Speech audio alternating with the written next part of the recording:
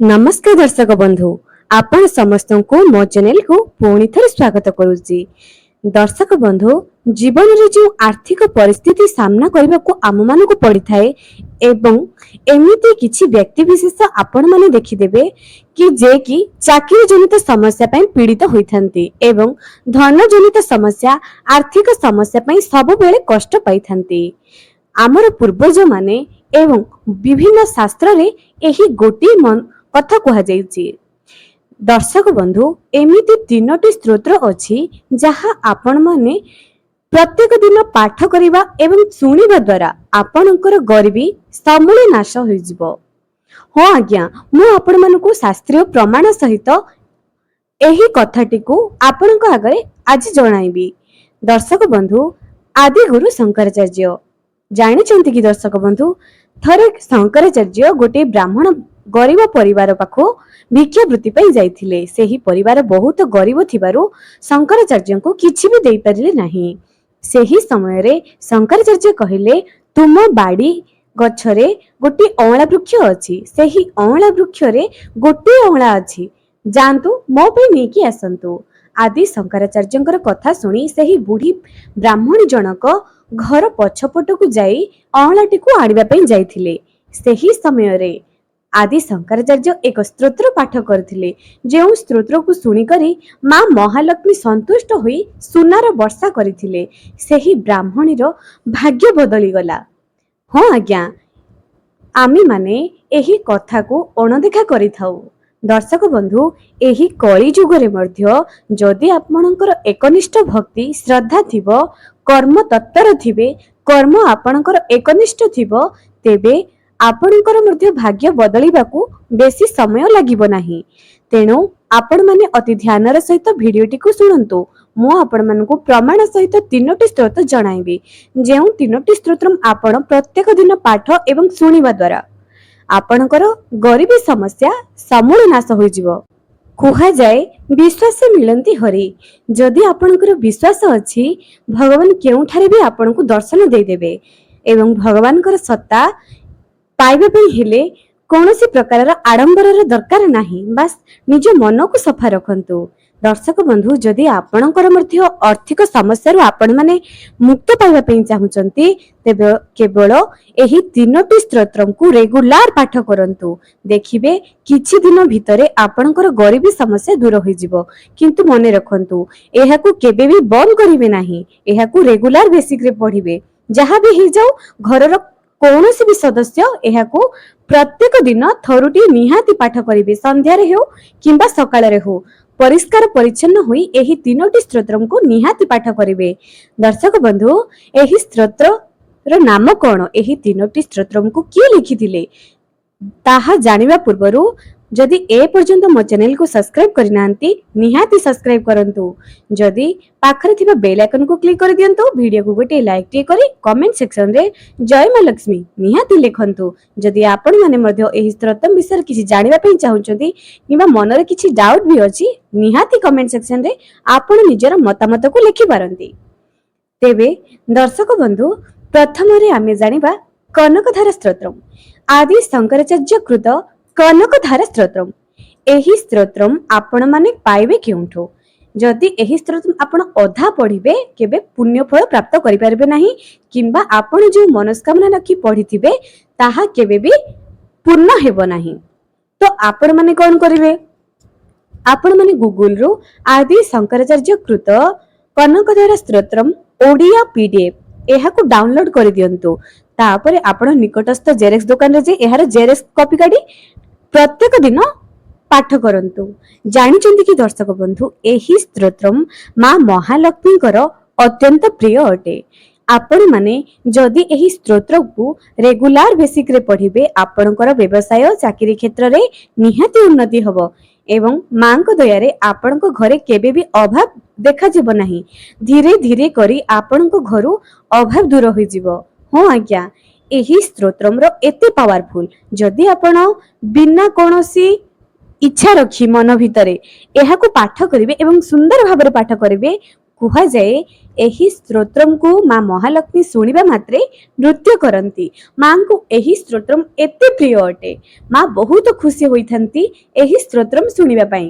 ଯଦି ଆପଣ ନିଜ ମନରୁ ଏହାକୁ ପାଠ କରନ୍ତି ତେବେ ଏହା ଆପଣଙ୍କ ଜୀବନରେ ବହୁତ କିଛି ଉନ୍ନତି ଆଡ଼କୁ ଆପଣଙ୍କୁ ଅଗ୍ରସର କରାଇଦେବ। କିନ୍ତୁ ମନେ ରଖନ୍ତୁ, ଭୁଲରେ ପଢ଼ିବେ ନାହିଁ, ଭୁଲ କରିବେ ନାହିଁ। ପାଠ କରିବା ସମୟରେ ଭୁଲ କରିବେ ନାହିଁ। ପରିଷ୍କାର ଅବସ୍ଥାରେ ପାଠ କରିବେ।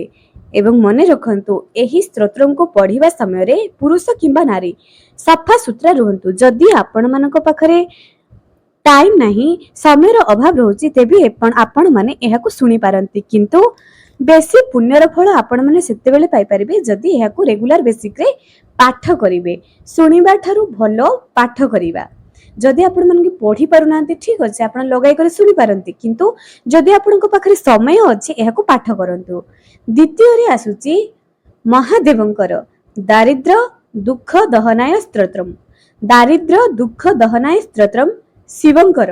ଯଦି ଆପଣଙ୍କ ଜୀବନରେ ଦାରିଦ୍ର୍ୟ ଯାଉନାହିଁ, ଆପଣଙ୍କର ଜୀବନରେ କଷ୍ଟ ଦୁଃଖ ପୀଡ଼ା ଲାଗି ଆସିଛି, ଗରିବ ଆସୁଛି, ତେବେ ଏହି ସ୍ତୋତ୍ରମ୍ ଆପଣମାନଙ୍କ ପାଇଁ। ଏହି ସ୍ତୋତ୍ରଙ୍କୁ ଆପଣମାନେ ଗୁଗୁଲରୁ ବାହାର କରିପାରିବେ। ଦାରିଦ୍ର୍ୟ ଦୁଃଖ ଦହନାୟ ସ୍ତୋତ୍ରମ୍ ଶିବଙ୍କର ଓଡ଼ିଆ PDF ମାରି ବାହାର କରିପାରିବେ। ବିଶ୍ୱେଶ୍ୱରାୟ ନରକାନ୍ନବତାରଣାୟ କର୍ମ ମୃଣାୟ ଶଶିଶେଖର ଧାରଣାୟ କର୍ପୂର କାନ୍ତି ଧବଳାୟ ଜଟାଧରାୟ ଦାରିଦ୍ର୍ୟ ଦୁଃଖ ଦହନାୟ ନମଃ ଶିବାୟ। ଏହି ସ୍ତୋତ୍ରଙ୍କୁ ଆପଣମାନେ ରେଗୁଲାର ବିଷୟରେ ପାଠ କରନ୍ତୁ। ଏହାକୁ ଶୁଣିଲେ ଆପଣମାନେ କୌଣସି ଶୁଭ ଫଳ ପ୍ରାପ୍ତ କରିପାରିବେ ନାହିଁ। ଆପଣମାନେ ଏହାକୁ ପାଠ କରନ୍ତୁ। ଆପଣମାନେ ଯେତେବେଳେ ଏହାକୁ ଲେଖିକରି ପାଠ କରିବେ, ଆପଣଙ୍କର ଜଲ୍ଦି ମନେ ରହିଯିବ। ମୁଁ ନିଜର ଅନୁଭୂତିରୁ କହୁଛି, ଏହି ସ୍ତୋତ୍ରମ୍ ବହୁତ ଚମତ୍କାର ଅଟେ। ଥରୁଟି ଏହାକୁ ପାଠ କରନ୍ତୁ। ଯଦି ଆପଣଙ୍କ ପାଖରେ ସମୟ ଅଛି, ଗୋଟିଏ କାଗଜରେ ଏହାକୁ ଲେଖିକରି ଶିବ ମନ୍ଦିର ନେଇକି ଯାଆନ୍ତୁ ଏବଂ ସେଠି ବସିକରି ପାଠ ପଢ଼ନ୍ତୁ। ଏହା ବହୁତ ଚମତ୍କାରୀ ଫାଇଦା ଆପଣମାନଙ୍କୁ ପ୍ରଦାନ କରିବ। ଏବଂ ଆଉ ଗୋଟିଏ କଥା କହୁଛି, ଯଦି ପ୍ରଦୋଷ ସମୟରେ ସନ୍ଧ୍ୟା ଅପରାହ୍ନ 4:30ରୁ ସନ୍ଧ୍ୟା 6ଟା ଭିତରେ ଆପଣ ଶିବ ତାଣ୍ଡବ ସ୍ତୋତ୍ରଙ୍କୁ ଶିବଙ୍କ ସମ୍ମୁଖରେ ପାଠ କରିବେ, ରେଗୁଲାର ବେସିକରେ ପାଠ କରିବେ, ଆପଣଙ୍କ ଘରେ ମା ମହାଲକ୍ଷ୍ମୀଙ୍କର ବାସ ହବ। ରାବଣ, ଆପଣ ତ ଜାଣିଛନ୍ତି, ଏହି ଶିବ ତାଣ୍ଡବ ସ୍ତୋତ୍ରଙ୍କୁ ରାବଣ ରଚନା କରିଥିଲେ ଏବଂ ସେ କହିଥିଲେ, ଯେଉଁ ବି ମନୁଷ୍ୟ ଶିବଙ୍କ ସମ୍ମୁଖରେ ବସି ପ୍ରଦୋଷ ସମୟରେ ଏହି ଶିବ ତାଣ୍ଡବ ସ୍ତୋତ୍ରଙ୍କୁ ପାଠ କରିବ, ଲକ୍ଷ୍ମୀ ସदैବ ବସତି, ତାଙ୍କ ଘରେ ସଦା ସର୍ବଦା ଲକ୍ଷ୍ମୀ ବାସ କରିବେ ବୋଲି କହିଥିଲେ। ଏବଂ ଆଦି ଶଙ୍କରାଚାର୍ଯ୍ୟ କୃତଙ୍କର ଯେଉଁ କନକଧାରା ସ୍ତୋତ୍ରମ୍ ଅଛି, ତାହାର ଆରମ୍ଭରୁ ଆପଣମାନେ ଅଙ୍ଗଂହରେ ପୁଲକ ଭୂଷଣ ମାସୟନ୍ତି, ଏହି ସ୍ତୋତ୍ରଙ୍କୁ ଆପଣମାନେ PDFରୁ ବାହାର କରନ୍ତୁ। କାରଣ ଶଙ୍କରାଚାର୍ଯ୍ୟ କୃତ ସ୍ତୋତ୍ର ହିଁ ଆପଣମାନେ ପଢ଼ିବା ଦରକାର। ଆପଣମାନେ ଏହାକୁ ୟୁଟ୍ୟୁବରୁ ମଧ୍ୟ ଲଗାଇକି ଶୁଣିପାରିବେ। କିନ୍ତୁ ମନେ ରଖନ୍ତୁ, ଆଦି ଶଙ୍କରାଚାର୍ଯ୍ୟ କୃତ କନକଧାରା ସ୍ତୋତ୍ରମ୍। ତୃତୀୟରେ ଆସୁଛି ଭଗବତ ଗୀତା। ଆଶ୍ଚର୍ଯ୍ୟ ଲାଗୁଛି ନା? କଣ ସତରେ ଭଗବତ ଗୀତାଙ୍କର ଏତେ ପାୱାର ଅଛି ଯେ ଏହାକୁ ପଢ଼ିଲେ ଆମ ଘରୁ ଦାରିଦ୍ର୍ୟ ଦୂର ହୋଇଯିବ? ହଁ, ପରୀକ୍ଷା କରି ଦେଖନ୍ତୁ।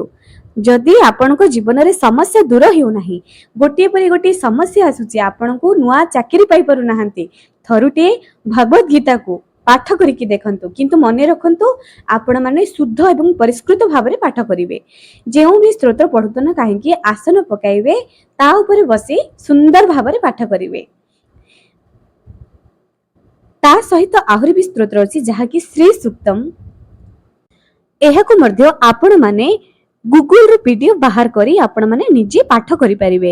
ଏବେ ଦର୍ଶକ ବନ୍ଧୁ, ଆଉ ଗୋଟିଏ କଥା କହି ରଖୁଛି, ଏହି ସ୍ତୋତ୍ରମ୍ ସବୁକୁ ଆପଣମାନେ ସକାଳ ସମୟରେ ହଉ କିମ୍ବା ସନ୍ଧ୍ୟା ସମୟରେ ହଉ ନିଜ ଘରେ ସ୍ଲୋ ସାଉଣ୍ଡରେ ହେଉ ପଛେ ଲଗାଇକି ଦେଖନ୍ତୁ। ସକାଳ ଏବଂ ସନ୍ଧ୍ୟାରେ ନିଜ ଘରେ ଭଜନ ପଢ଼ିବା ଦ୍ୱାରା ସେହି ଘରର ଯେଉଁ ପରିବର୍ତ୍ତନ ଆସିଥାଏ ଆପଣମାନେ ଜାଣିପାରିବେ ନାହିଁ। ଥରୁଟି ନିଜ ଘରେ ଭଜନ ଚଲାନ୍ତୁ। ଆପଣଙ୍କ ଘରେ ଯାହା ବି ନକାରାତ୍ମକ ଊର୍ଜା ଥିବ ତାହା ବାହାରି ଯିବ। ମା ମହାଲକ୍ଷ୍ମୀଙ୍କର କୃପା ପାଇବା ପାଇଁ ହେଲେ ଏହାକୁ ପଢ଼ନ୍ତୁ। ଏବଂ ମନେ ରଖନ୍ତୁ, ବିଶେଷ କରି ଏହାକୁ ଗୁରୁବାର, ଶୁକ୍ରବାର ଏବଂ ମା ମହାଲକ୍ଷ୍ମୀଙ୍କର ଯାହା ବି ପୂଜା ଆସୁଛି, ଦୀପାବଳି, ଧନତେରସ, ମାର୍ଗଶିର ଗୁରୁବାରରେ ଆପଣମାନେ ଲକ୍ଷ୍ମୀଙ୍କର ଲକ୍ଷ୍ମୀ ପୁରାଣ ପଢୁଛନ୍ତି ଥରୁଟି ଏହି ସ୍ତୋତ୍ର ସବୁକୁ ପଢିକି ଦେଖନ୍ତୁ ଆପଣଙ୍କ ଘରୁ ଗରିବୀ ନିହାତି ଦୂର ହବ। ଏବଂ ତା ସହିତ ଆପଣ ମାନେ ପୂର୍ଣ୍ଣିମା ପ୍ରତ୍ୟେକ ପୂର୍ଣ୍ଣିମାରେ ପଢିବେ ଏବଂ ବିଶେଷ କରି ଆଶ୍ୱିନ ପୂର୍ଣ୍ଣିମାରେ ଯାହାକି ଆଗକୁ ଆସୁଛି ଆମର କୁମାର ପୂର୍ଣ୍ଣିମା।